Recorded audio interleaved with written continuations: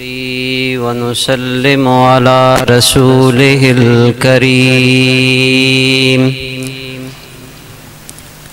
وعلى آله وأصحابه أجمعين. أما بعد فأعوذ بالله من الشيطان الرجيم. بسم الله الرحمن الرحيم.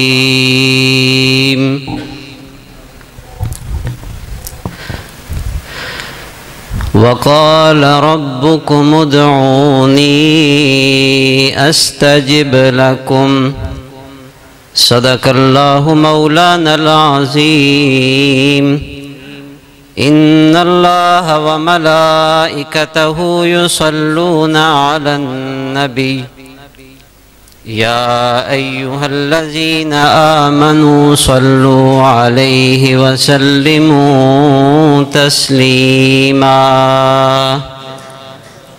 اللهم صل على سيدنا ومولانا محمد وعلى آل سيدنا ومولانا محمد وبارك وسلم وسل عليه.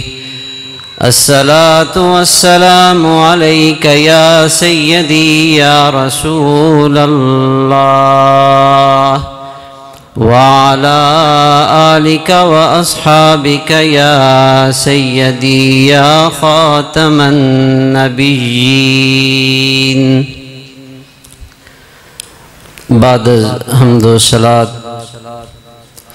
اللہ کریم جل جلالہ کا لاکھ لاکھ شکر ہے جس کی توفیق خاص سے آج ہم اس کے گھر میں حاضر ہیں. اللہ کریم آپ کی اور میری یہ حاضری اپنی بارگاہ میں قبول و منظور فرمائے. حضرات گرامی، میں نے آپ کے سامنے جو آیت کریمہ پڑھنے کا شرف حاصل کیا، اللہ کریم جل جلالہ اس میں ارشاد فرماتے ہیں کہ اے لوگو، تمہارا رب فرماتا ہے کہ مجھ سے دعا مانگا کرو، میں تمہاری دعاؤں کو قبول فرماؤں گا. حضرات گرامی، آج ہم اس دنیا میں ہر لحاظ سے، چاہے صحت ہو، معاشی حالات ہوں، چاہے ہماری عزتوں کا مسئلہ ہو، ہم ہر لحاظ سے اللہ کریم جل جلالہ کے تابع ہیں. اس کے حکم کے ساتھ ہماری صحت بھی ہیں، ہمارے معاملات بھی ہیں، ہماری تمام ضروریات بھی تب ہی پوری ہو سکتی ہیں جب اللہ کریم جل جلالہ کی مدد شامل حال ہو. حضور نبی کریم رؤوف الرحیم صلی اللہ علیہ وآلہ وسلم نے ارشاد فرمایا کہ اے لوگو، اپنی حاجتوں کو اللہ کریم کے سامنے بیان فرمایا کرو، اللہ سے دعا مانگا کرو. تم دعا مانگو گے، اللہ کریم تمہاری دعاؤں کو قبول فرمائیں گے. اور ساتھ ارشاد فرمایا کہ اگر کوئی بندہ دعا مانگتا ہے، اس کی دعا قبول نہیں ہوتی، تو سرکار دو عالم صلی اللہ علیہ وآلہ وسلم نے ارشاد فرمایا کہ وہ دعا بندہ مومن کی کبھی ضائع نہیں جاتی، وہ مانگی ہی دعا کبھی رد نہیں ہوتی. فرمایا اللہ کریم جل جلالہ اس بندہ مومن کی جو دعا ہوتی ہے وہ اپنے پاس اس کا اجر لکھ لیا کرتے ہیں. یہ کتنا کرم ہے کہ ہم دعائیں مانگیں، اگر تو پوری ہو جائیں تب بھی ٹھیک، نہ پوری ہوں تو سرکار دو عالم صلی اللہ علیہ وآلہ وسلم کے ارشاد کے مطابق اللہ کریم اس بندہ مومن کے لیے اپنے پاس اس کا اجر لکھ لیتے ہیں. آج دنیا میں ہماری پریشانیاں ہیں، ہمارے دکھوں کا مداوا ہم پیروں کے پاس جاتے ہیں، فقیروں کے پاس جاتے ہیں، ان سے اپنے لیے دعائیں کرواتے ہیں کیونکہ وہ اللہ کے پیارے لوگ، اللہ کے محبوب ہوتے ہیں، ان سے دعا کروانا بھی جائز ہے۔ اللہ کے نیک بندوں کی دعائیں اللہ کریم قبول فرماتے ہیں۔ حضور نبی کریم رؤوف الرحیم صلی اللہ علیہ وآلہ وسلم نے ارشاد فرمایا کہ جو بندہ اللہ کریم سے دعا نہیں مانگتا، اللہ کریم اس بندے کے ساتھ اپنی ناراضگی کا اظہار کرتے ہیں، اور جو دعا مانگتا ہے فرمایا میں اس سے دور نہیں ہوں، فرمایا جو بندہ مجھ سے دعا مانگتا ہے میں تو اس کی شاہ رگ سے بھی زیادہ قریب ہوں، مجھ سے دعائیں مانگو میں تمہاری دعاؤں کو قبول فرماؤں گا۔ اسی لیے ارشاد فرمایا ادعونی استجب لکم، کہ لوگو مجھ سے دعا مانگا کرو میں تمہاری دعاؤں کو قبول فرماؤں گا۔ آج ہمارا دنیا میں کوئی کام نہ ہو، کوئی کام نہ بن رہا ہو، ہم مایوس ہو جاتے ہیں، کہتے ہیں بار بار ہم نے دعائیں کی، دعا قبول نہیں ہوئی، ہم دعا کرنا چھوڑ دیتے ہیں۔ حضور نبی کریم صلی اللہ علیہ وآلہ وسلم آپ کے صحابی حضرت انس ارشاد فرماتے ہیں ہم آقا کریم صلی اللہ علیہ وآلہ وسلم کے ساتھ ایک نگری سے گزر رہے تھے، وہاں ایک قوم کو دیکھا جو بڑی کسی مصیبت میں مبتلا تھی۔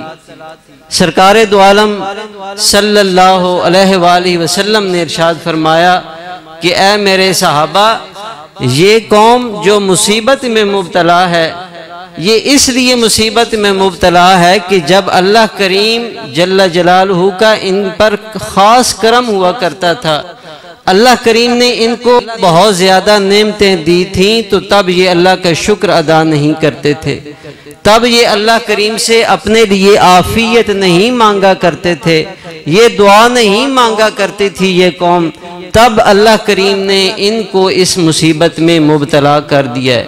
حضرات گرامی، آج ہم جب اللہ کریم نے ہمیں عزتوں سے نوازا ہو، دولت بے شمار ہمارے پاس ہو، ہر کوئی ہمیں سلام کرتا ہو، تو ہم اس رب کریم کی ذات کو بھول جاتے ہیں۔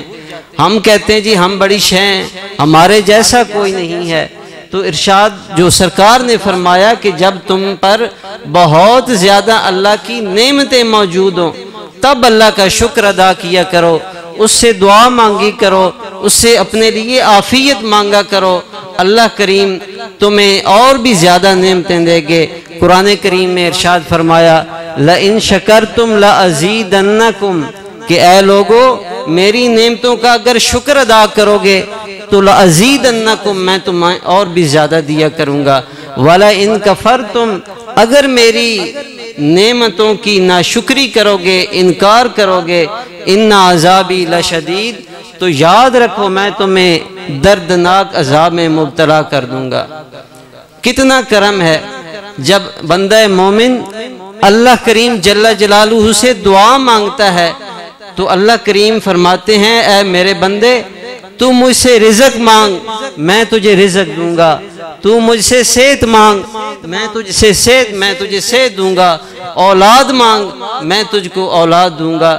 حضرات گرامی، کتنا کرم ہے کہ ڈائریکٹ حضور نبی کریم رؤوف الرحیم صلی اللہ علیہ وآلہ وسلم نے ارشاد فرمایا کہ جو بندہ دعا کو اپنے روزمرہ معاملات میں اپنے لیے لازم کر لیتا ہے، اپنے اوپر لازم کر دیتا ہے، تو اللہ کریم کی ذات اس بندے سے بہت زیادہ خوش ہوا کرتی ہے۔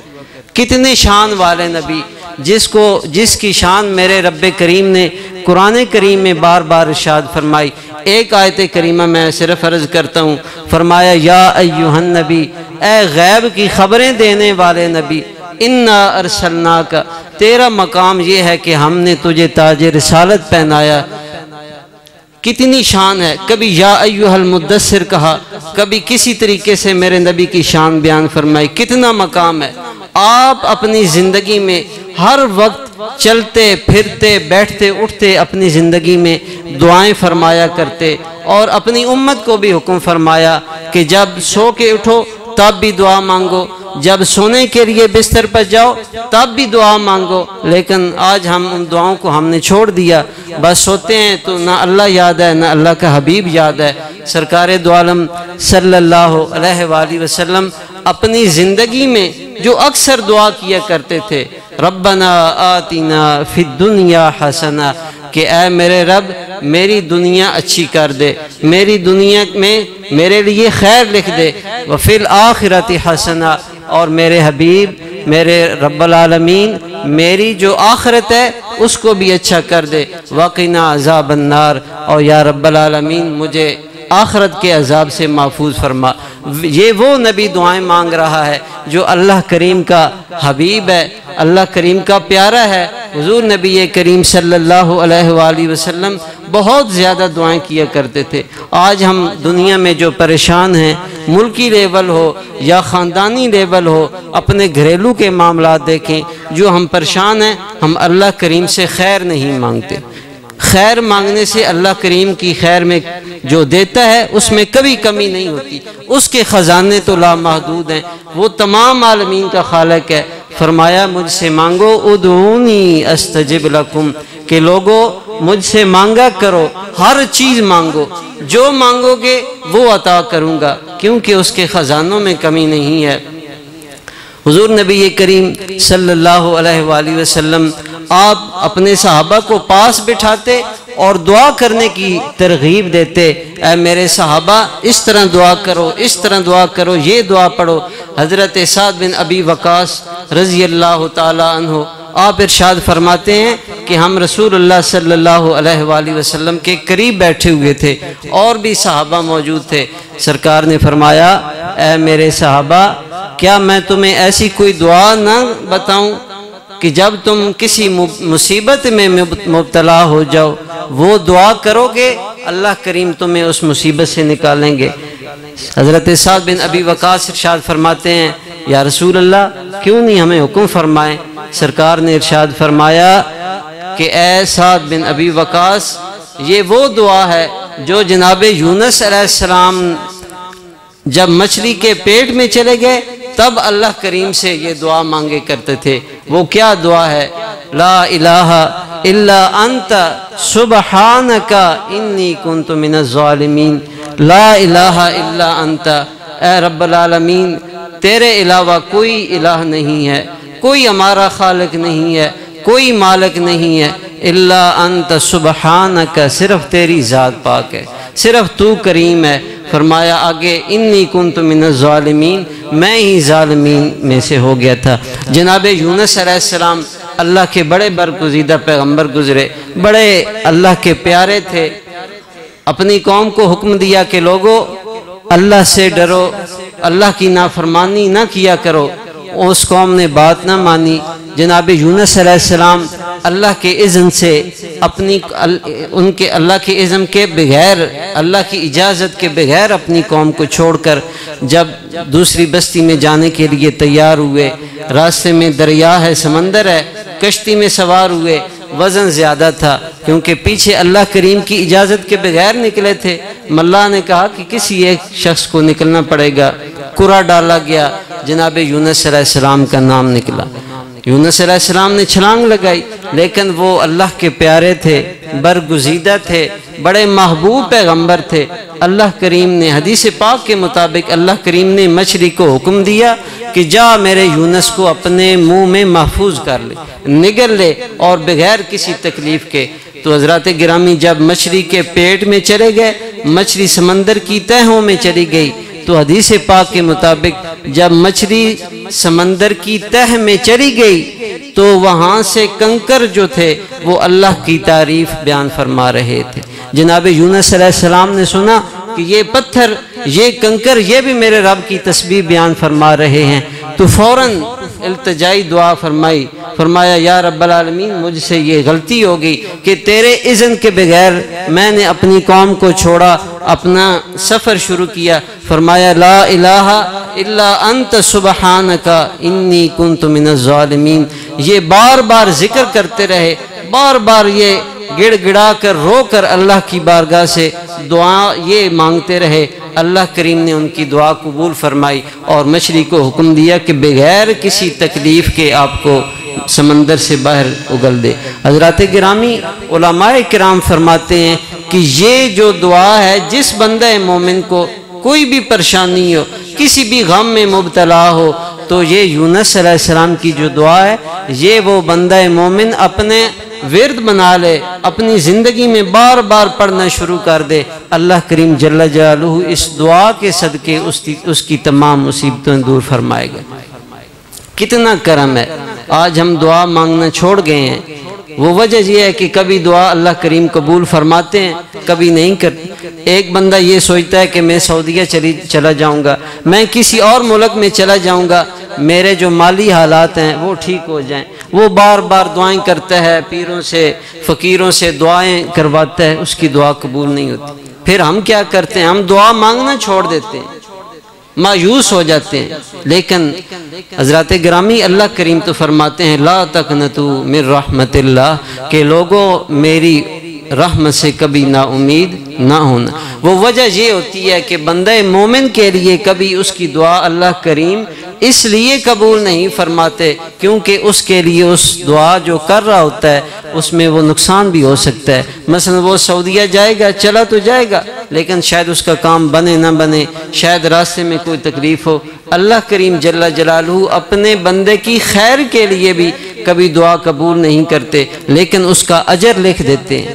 حدیث پاک کے مطابق روز قیامت اللہ کریم ایک بندہ مومن کو فرشتوں کو کہے گا کہ اس بندے کو میرے سامنے پیش کرو۔ پیش کیا جائے گا، یا رب العالمین میں حاضر ہوں۔ بندہ بولے گا کہ یا رب العالمین کیا حکم ہے؟ اللہ کریم ارشاد فرمائیں دے، اے بندہ، اے میرے پیارے بندے، تو نے دنیا میں مجھ سے ایک دعا مانگی تھی تو وہ میں نے تیری قبول کر لی تھی۔ بندہ بولے گا یا رب العالمین بے شک میری وہ دعا قبول ہوئی۔ فرمایا پھر تو بیمار ہوا تھا، تو نے دعا مانگی، میں نے تیری قبول نہیں کی تھی، لیکن اس کا اجر رکھ لیا ہے میں نے۔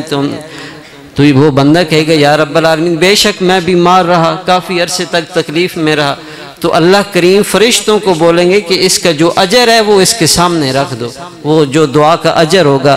تو وہ بندہ کہے گا کہ یا رب العالمین کاش میں نے جو دعائیں دنیا میں کی ہوتی وہ قبول نہ ہوتی، اور اس کے بدلے میں میرے لیے اجر کو بڑھا دیا جاتا۔ حضرات گرامی، ایک بندہ مومن کا جب اجر اللہ کریم کے سامنے پیش کیا جائے گا تو وہ بار بار یہ کوشش کرے گا، بار بار کہ یا رب العالمین کاش دنیا میں میری کوئی دعا قبول نہ ہو۔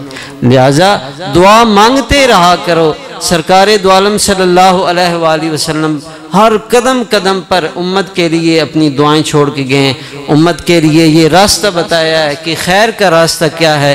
اللہ کریم جل جلالہ سے اپنی محبت جو ہے وہ اس کا اظہار بڑھائیں۔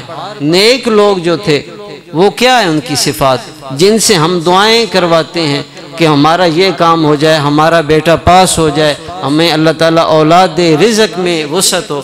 وہ کون لوگ ہیں؟ قرآن کریم نے ارشاد فرمایا تتجافا جنوبہم عن المضاجع یدعون ربہم خوفا وطمعا۔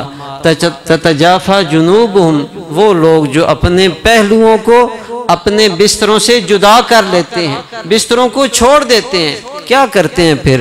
یدعون ربہم خوفا وطمعا، وہ اپنے کریم رب کو پکارتے ہیں۔ کیسے پکارتے ہیں؟ دو حالتوں میں۔ ایک حالت کیا ہے؟ ایک امید کی ہے، ایک خوف کا ہے۔ خوف یہ ہے کہ یا رب العالمین تیری ذات بڑی کریم ہے، تو غفور الرحیم ہے، اگر چاہے تو میرے گناہوں کو معاف کر دے، تو چاہے تو مجھے سزا دے۔ امید کیا ہے؟ تو بڑا خالق ہے، تو بڑا کریم ہے، تیری ذات بڑی رحیم ہے یا رب العالمین، اگر تو چاہے تو مجھے معاف فرما۔